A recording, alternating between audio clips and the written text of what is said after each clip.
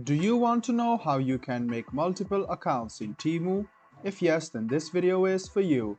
Hello and welcome to Tech Helpline. It's your host back again with yet another interesting tutorial video. In this video, I'm going to teach you how you can make multiple accounts in Temu and switch the account from its interface. Go ahead and open temu.com on your Chrome or Edge browser and then log into your account.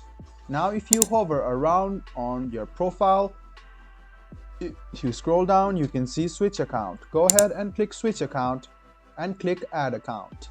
Now verify it with your Google account. Go ahead and select your Gmail account and press Continue. Wait for a while and you can see that you have been logged into your other account. So if you want to switch your account, go ahead and hover around your profile, scroll a bit down and then click Switch Accounts.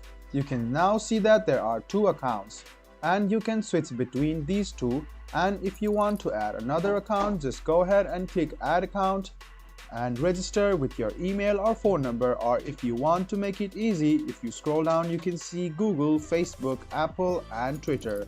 You can log in with these accounts and then you can open new Temu accounts and switch accounts easily. I hope this video about how you can make multiple accounts in Temu was helpful for you.